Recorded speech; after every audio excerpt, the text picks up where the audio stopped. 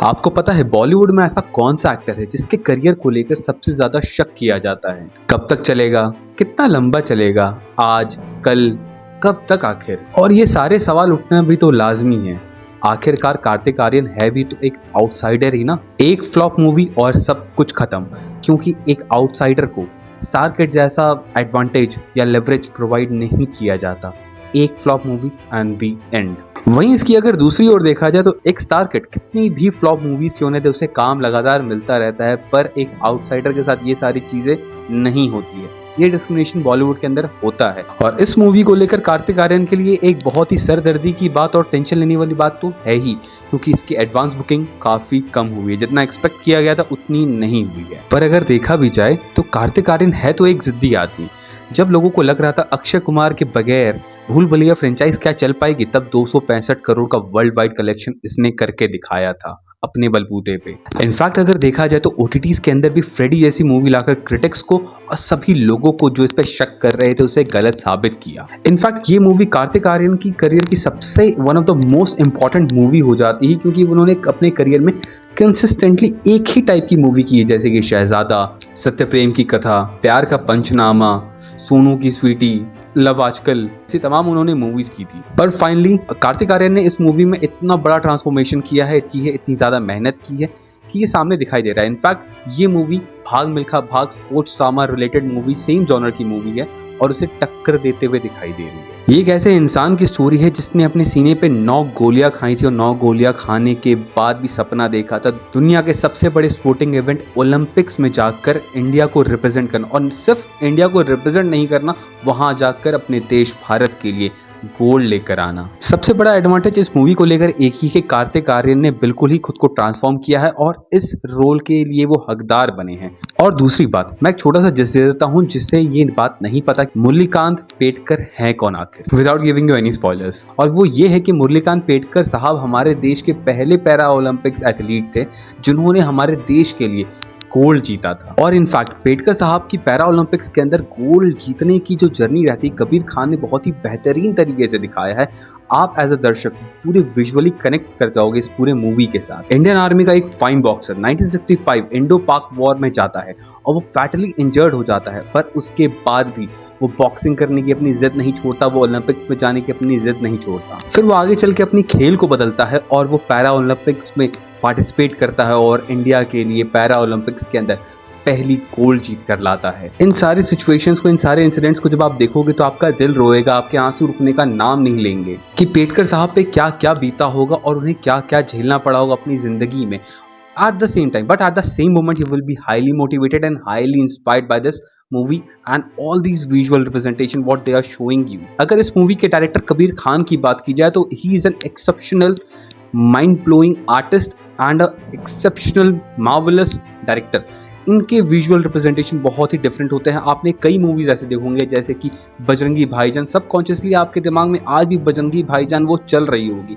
आपने New York movie आपको याद होगी। इस मूवी में भी बहुत ही ज़्यादा वेल स्टैब्लिश एक्टर्स नहीं थे, बट उनका काम, उनके डायरेक्टरशिप इतनी बेटर थी कि आपको मूवीज में आप मूवी से कनेक्ट हो गए थे। या फिर 83 की बात की जाए जो अगेन एक स्पोर्ट्स ड्रामा मूवी थी, कितनी ज़्यादा कनेक्टिविटी थी उस मूवी के अंदर। हाँ, ये बात अलग है कि उस मूवी ने ब्लॉकबस्टर नहीं हुई, वो फेल थी, but that was awesome movie. या काबुल एक्सप्रेस की बात की जाए, वो भी एक बहुत ही बेहतरीन थी। और इन चारों मूवीज के अंदर अगर कॉमनैलिटी की बात की जाए तो कॉमन आपको एक चीज दिखाई देगा, वो है इनकी डायरेक्टर में एक विजन, वो है इनका टैलेंट, वो है इनका कन्विक्शन, वो है इनका शोकेस करने का तरीका to tell a story in a way that people started connecting and they started feeling कि लाइक ये बंदा ना मुझे यार अंदर तक हिला सकता है। और अगर एग्जैक्टली देखा जाए तो कबीर खान की पर्सनालिटी ऐसी है कि like it's half cooked and half baked. ये बंदा ना बिल्कुल अंदर तक जाने की कोशिश करता है स्टोरी के थ्रू। इनफैक्ट इस मूवी में भी छोटे छोटे डिटेल्स पे बहुत ज्यादा ध्यान दिया गया।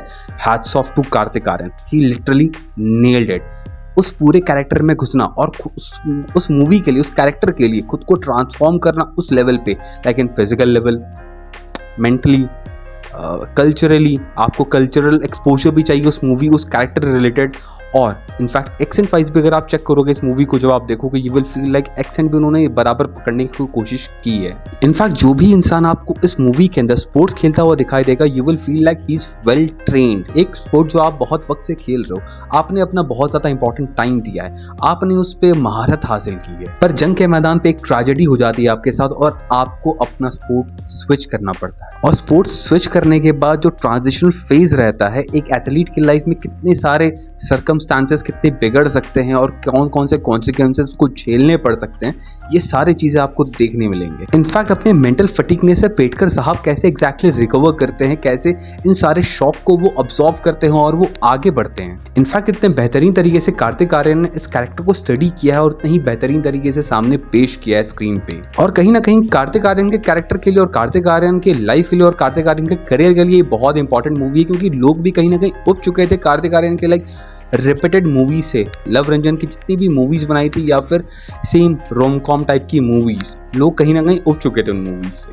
और कार्तिक आर्यन ने एक बेंचमार्क सेट किया है खुद ही के एक्टिंग के स्टैंडर्ड्स पे। फिल्म का फर्स्ट हाफ स्पेसिफिकली आपको काफी ज्यादा मोटिवेटिंग लगेगा, एंगेजिंग लगेगा और साथ ही साथ इमोशनल भी लगेगा। फर्स्ट हाफ की स्टोरी आपको ये बताएगी कि पेटकर साहब बचपन में एग्जैक्टली रेसलर बनना चाहते थे और इंडिया को गोल्ड दिलाना चाहते थे, पर उसके बाद वो एग्जैक्टली कैसे आर्मी ज्वाइन करते हैं, आर्मी ज्वाइन करने के बाद कैसे उनकी बॉक्सिंग की शुरुआत होती है और उसके बाद 1965 वॉर में कैसे वो पहुंचते हैं और वहां पे 9 गोलियां उन्हें लगती है। यहाँ तक की स्टोरी आपको गजब की इंगेजिंग रखेगी, एक मिनट के लिए भी आपकी आंखें इधर से उधर नहीं जा पाएगी। फिर एग्जैक्टली पेटकर साहब कैसे 2 साल तक कोमा में रहने के बाद वो कोमा से बाहर आते हैं, चलने की एबिलिटी छूट जाने के बाद भी चलना वो कैसे कैसे शुरू करते हैं, बॉक्सिंग में महारत होने के बावजूद भी कैसे अपना स्पोर्ट्स को शिफ्ट करना पड़ता है, दूसरे स्पोर्ट्स में जाना पड़ता है, but the spirit was unbroken. और ये पूरी की पूरी कहानी, स्टोरी की पूरी कहानी आपको बताएगी कैसे उनका नाम चंदू चैंपियन पड़ा। सेकेंड हाफ मूवी का और भी ज्यादा चैलेंजिंग हो जाता है, कैसे वो कोमा से बाहर आने के बाद जब अपनी चलने की एबिलिटी वो खो बैठते हैं,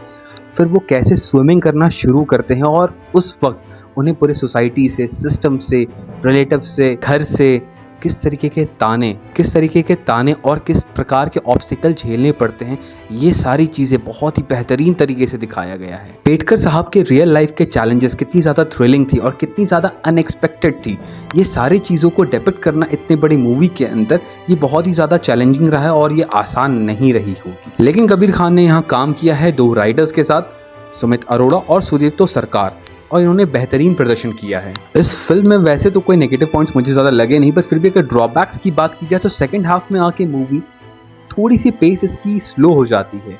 और इनफैक्ट अगर वॉर जोन की अगर बात की जाए तो जब वॉर चल रही थी, ये इसे कहा जाता है कि 15 मिनट का लॉन्ग पेस वॉर है, इसे कहा जाता है कि 15 मिनट्स का लॉन्ग शॉट है, पर आप इसे जब देखोगे तो आप उतना कनेक्ट फील नहीं कर पाओगे जैसा बाकी 15 मिनट या 10 मिनट्स का लॉन्ग शॉट किसी और मूवी में देखे गए होंगे। जैसे कि एक्सट्रैक्शन 2 में आपने देखा होगा, वो सीन आप बिल्कुल कनेक्ट कर पाओगे, पर यहाँ पर थोड़ी सी कनेक्टिविटी थोड़ी सी वीक होती है। और मूवी के अंदर कई हिस्सों में टाइमलाइंस शिफ्टेड रहते हैं, तो जब टाइमलाइन शिफ्ट हो रही होती है तो वो उस पेस पे शिफ्ट नहीं हो पाती है, तो हो सकता है आपको थोड़ी सी वो मोमेंट पे चॉपी फील हो। और यंग पेटकर साहब की अगर बात की जाए तो वो कहीं ना कहीं बच्चा मुझे थोड़ा सा अनोइंग लगता है, थोड़ी सी क्रिंजीनेस उसके अंदर से दिखाई देती है, शायद कुछ और ट्राई किया जा सकता था। और इस मूवी के अंदर इमोशनैलिटी और इंटेंसिटी काफ़ी ज़्यादा हाई होती है, तो इस इंटेंसिटी को थोड़ा कम करने के लिए कहीं कहीं ह्यूमर को भी ऐड किया गया है, जैसे कि राजपाल यादव आपको दिखाई देंगे, आपको विजय राज दिखाई देंगे, तो ये सारी चीज़ें भी ऐड ऑन होती है और ह्यूमर काफ़ी अच्छे जगह पे पेस पे जाता है। और अगर विजय राज की बात की जाए तो विजय राज की दमदार आवाज़ और ज़बरदस्त एक्टिंग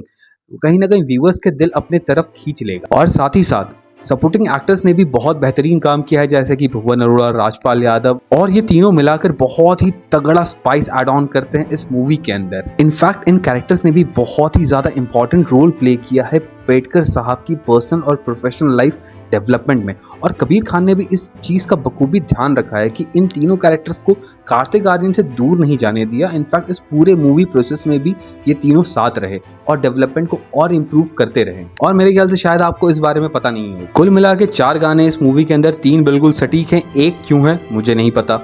अगर बात की जाए एक गाना जो मुझे बहुत ही मेरे लिए फेवरेट रहा और काफ़ी ज़्यादा इंस्पायरिंग था बाकी लोगों के लिए भी, तो दैट वाज तू है चैंपियन। वो प्रीतम जी का कंपोजिशन, साथ ही साथ इसके background music, cinematography, set design, जो शॉट्स लिए इन्होंने खास तौर पे ट्रेनिंग और वॉर्स की सारी बहुत ही आउटस्टैंडिंग लग रही है। और बिल्कुल ऑनेस्ट एफर्ट के साथ इन चीज़ों को शो किया गया है। खैर, इस साल मैदान एक बहुत ही अच्छी स्पोर्ट्स ड्रामा मूवी थी, बट अनफॉर्चुनेटली वो मूवी बॉक्स ऑफिस पे एक फेलियर साबित हुई थी।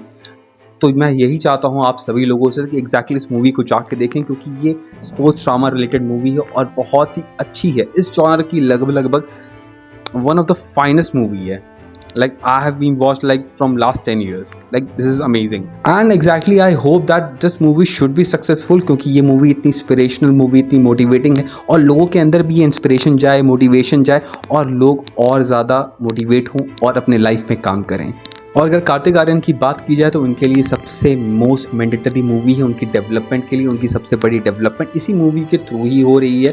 हाईज ज़्यादा हैं, लोस के चांसेस बहुत कम हैं और बेसिकली अगर देखा जाए तो ये स्पोर्ट्स ड्रामा मूवी है। According to me it's a must watch movie. You should watch this movie and do like, share and subscribe this channel if you like my content and please do follow me. Thank you so much.